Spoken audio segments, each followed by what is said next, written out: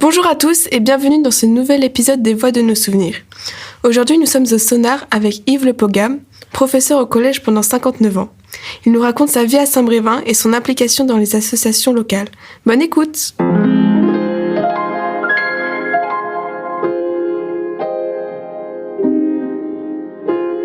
Les Voix de nos souvenirs. Pouvez-vous nous dire comment vous vous appelez et vous présenter rapidement? Comment je m'appelle? Eh bien, je crois que c'est Yves Le Pogam. J'ai été nommé professeur à Saint-Brévin en 1959. Et puis, mis à part une période de vacances de 2 ans où j'ai fait du tourisme vers la Lorraine d'abord, l'Algérie ensuite, eh bien, j'ai enseigné jusqu'en 1996, donc, après avoir déménagé d'ici, bien sûr, puisque au début, c'est ici que j'étais. Et j'habitais au-dessus, là, d'ailleurs. Ici, au Sonar, du coup. Au Sonar, oui. En quelle année êtes-vous né? Je ne sais pas si je dois le dire. En 1936. Le 36, exactement. Le 36. Ah oui. Oui, attention. Est-ce que vous avez toujours vécu ici? Non, je suis arrivé en 59. Je veux dire d'ailleurs que quand j'ai été nommé ici, moi qui avais fait mes études à Nantes, Savenay, l'école normale, et puis Rennes après, quand j'ai été nommé, je dis « Oh là là, où est-ce qu'il m'envoie là ?» Je ne vais pas y rester longtemps, eh ben.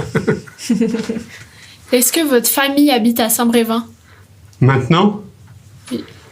Alors, mon fils aîné, oui, il habite avec nous, mais les autres, non. Il y en a la fille qui est à Saint-Michel, et mon autre fils qui est à Plessé.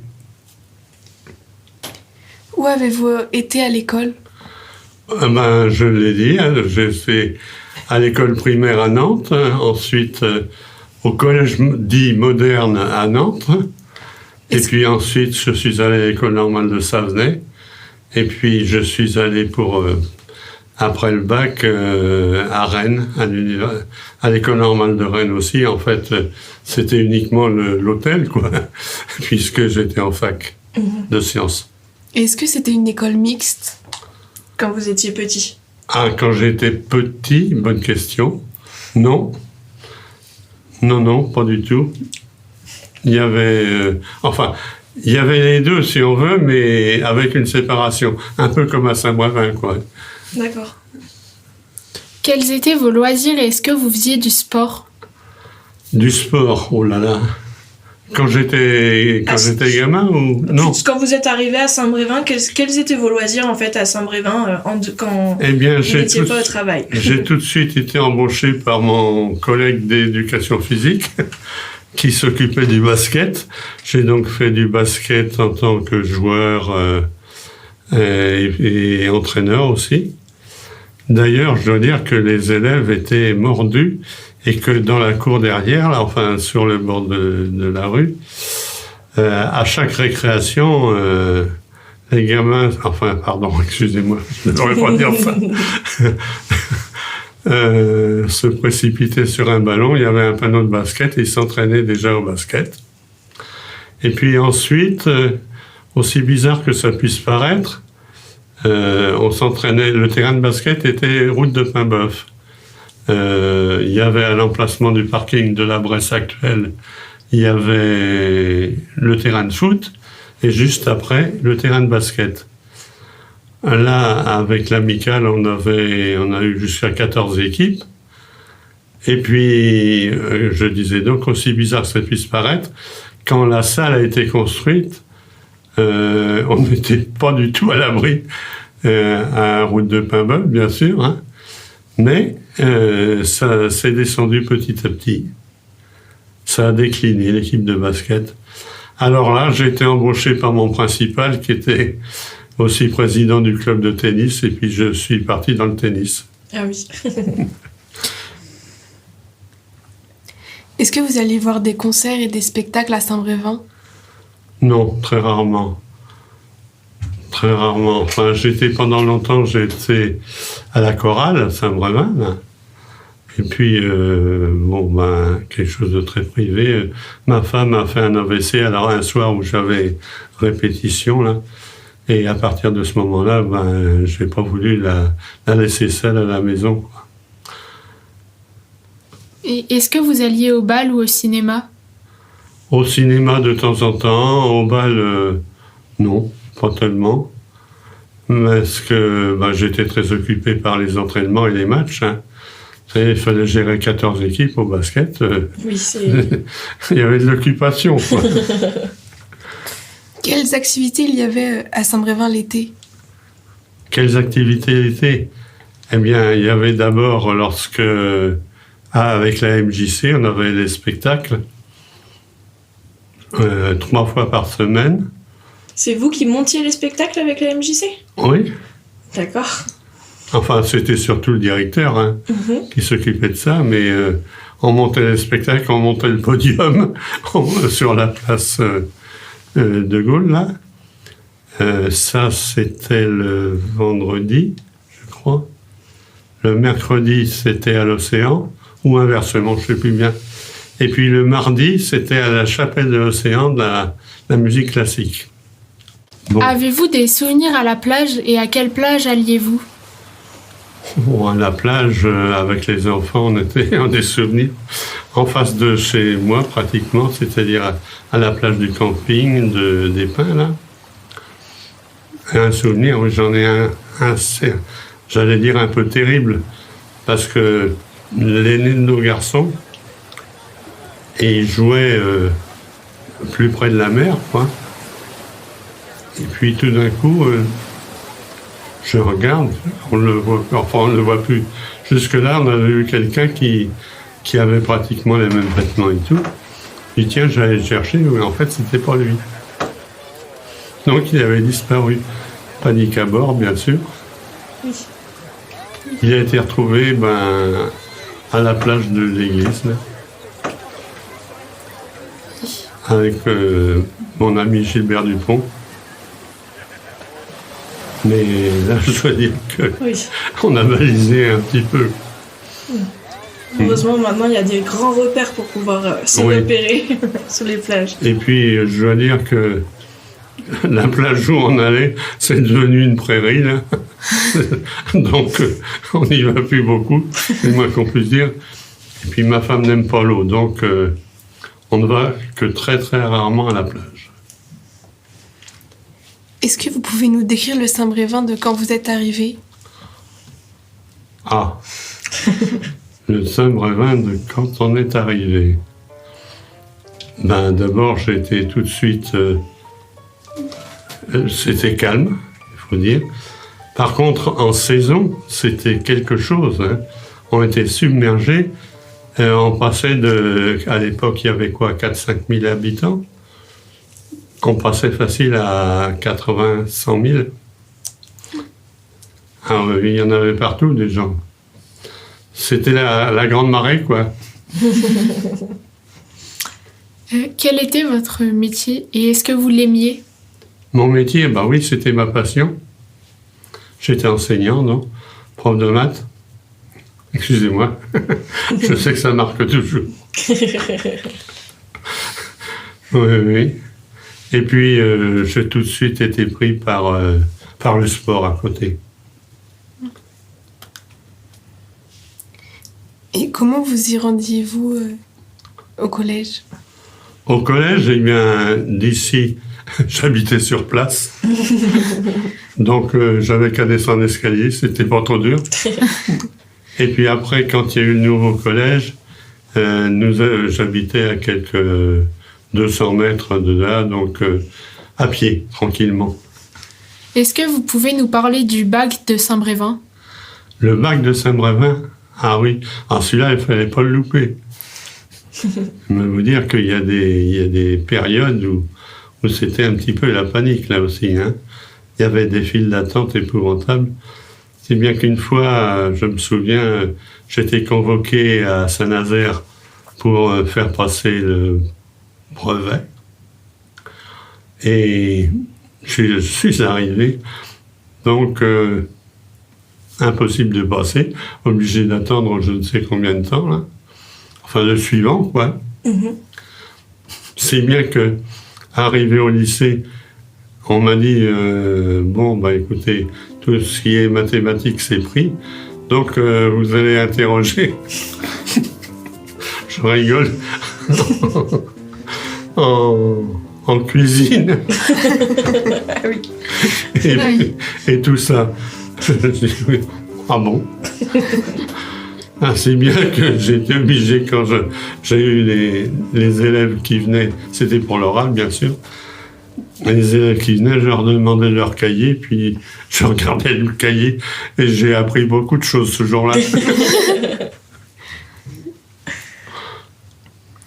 Est-ce que vous pouvez nous parler de la construction du pont? La construction du pont, ça a été toute une affaire, ça. On n'était pas habitué à ça, bien sûr. Et ça a mis, 2 ans, 2-3 ans. Et c'est impressionnant, hein. C'est très impressionnant, surtout que dans notre idée, nous, le pont, c'était quelque chose qui était rectiligne. Quand on a vu que ça partait dans tous les sens, on s'est dit, tiens, c'est quand même... Mais c'était un changement formidable. Et pourquoi c'était impressionnant, du coup? Il venait avec des bateaux pour le construire? Comment... Pour le construire, oui, il y avait des bateaux, il y avait des bateaux, puis des grues qui étaient là-dessus, qui étaient très hautes, bien sûr, puisque, en plus, il fallait jouer avec la marée. Et est-ce que vous pouvez nous parler du lancement du France? Le lancement du France, ça c'était Alors j'étais au service militaire, j'avais une perme là. Le lancement du France, il y avait une foule, quelque chose, hein. Et puis c'était vraiment très très impressionnant. Parce que quand il a glissé, évidemment, nous on était restés à Saint-Brévin sur la plage. Il y en a certains qui étaient partis à Saint-Nazaire. Bon. Et là, cette vague que ça fait quand ça rentre dans l'eau, ce bête là, et puis on s'est dit, oh là là, j'espère qu'il ne pourra pas venir jusqu'à nous, quand même, c'est-à-dire traverser toute la Loire. Et puis en fait, ça s'est fort bien passé. Mais c'était impressionnant. Évidemment, nous on n'était pas habitués à ce genre de choses. Parce que les bateaux à Saint-Brévin, c'était des petits bateaux de pêche. Ça n'avait pas tout à fait la même dimension, quoi. Et c'est le bateau qui vous a le plus marqué, qui est parti des chantiers? Parce que c'est marquant pour la vie des Brévinois, les départs de bateaux. C'est le France qui vous a le plus marqué? Oui, parce qu'après on s'habitue, quoi. C'était le premier gros comme ça, enfin, que moi j'ai vu. Il y en a eu avant, mais... Est-ce que vous vous rappelez de la guerre?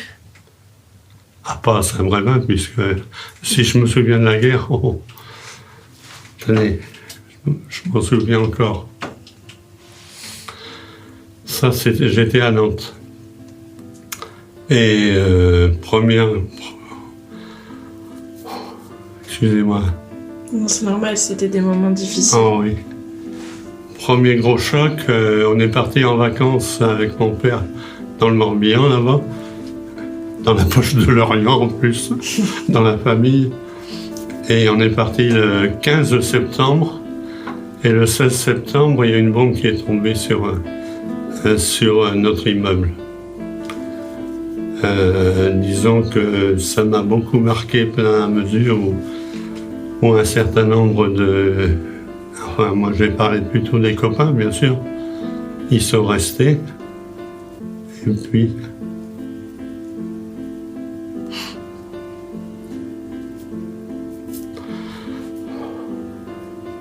Et puis, eh bien, après, mon père a trouvé un autre logement. Donc, on est revenu au bout de quelques mois. Et là, c'est la partie la plus difficile. Enfin, pour moi, gamin, hein. C'était les alertes. Les alertes de la nuit, les sirènes. On nous réveillait au milieu de la nuit, comme ça. Et puis il fallait descendre dans l'abri, c'était la cave de l'immeuble qui était à côté du nôtre. Donc il fallait déjà sortir dans la rue. Et là, je crois que c'est ce qui m'a le plus déglingué en quelque sorte. C'est l'ambiance dans ces abris-là. Vous aviez des gens qui pleuraient, des gens qui hurlaient, des gens qui priaient. Et puis les sirènes qui hurlaient dehors. Et puis les sifflements des bombes. Et il y avait toujours une personne qui nous disait, rassurez-vous, si on l'entend, s'il y en a une qui doit nous tomber dessus, on l'entendra pas venir. Je te rassure, bien sûr. Et puis, voilà. Je vais m'arrêter là parce que Oui, il y a pas de c'est des souci. souvenirs qui... C'est trop douloureux. Oui, exactement. On va parler de choses plus gaies alors. Oui, s'il vous plaît. Vous avez été président de la Maison des Jeunes de Saint-Brévin. Que vous a apporté cette expérience? C'est-à-dire que j'ai été bénévole, j'ai fait plus de 50 ans de bénévolat un peu partout. Et quand j'ai été sollicité pour la Maison de Jeunes, c'était peut-être un prolongement pour moi du collège, quoi, en fait. Et moi, j'aimais bien rendre service aux gens. Donc, quand on m'a demandé, je suis rentré au bureau d'abord, puis ensuite vice-président, et puis président, et puis... alors, ce qu'on faisait, c'était la préparation de l'été, donc la préparation des spectacles. Et j'ai des souvenirs, là par contre, très réjouissants. Entre autres, une fois, Guy Salin, vous l'avez eu peut-être, non? Non. Qui a été directeur de la Maison de Jeunes pendant très longtemps. Il avait fait venir Risset Barrier. Vous connaissez Risset Barrier, non? Non, c'est quoi? C'est des gens? C'est un des Un chanteurs? chanteur. D'accord. Risset Barrier, c'est un chanteur comique. Et je peux vous dire que celui-là, on faisait toujours un casse-croûte après le repas, après le spectacle, mais c'était pas facile de manger, parce qu'il nous faisait rire toujours. Enfin, vous connaissez pas la... Non, ça ne dit rien, mais Non. on écoutera. Hein. Ré, c'est varié. Ouais. Crévin, Dieu sait l'été, les vacanciers vont arriver. Quelque chose comme ça. Ou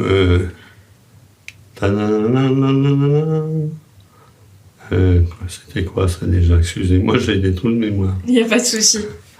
Voilà.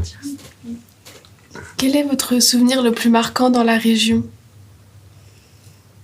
Ah, alors là, C'est la question piège. question piège, oui. Le plus marquant,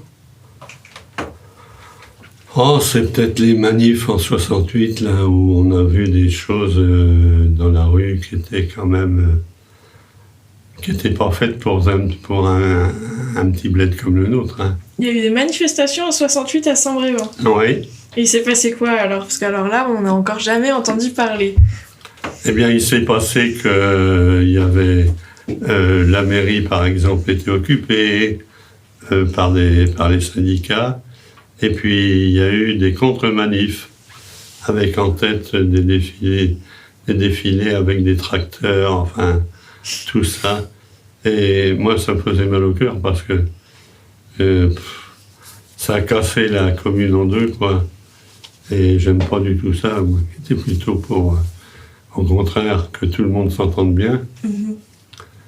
Il y a eu comme partout, il y a eu des débordements quoi, qui étaient difficilement admissibles. D'accord. Est-ce que vous voulez ajouter quelque chose qu'on vous auriez pas demandé? Vous m'avez demandé déjà pas mal de choses. Bah oui.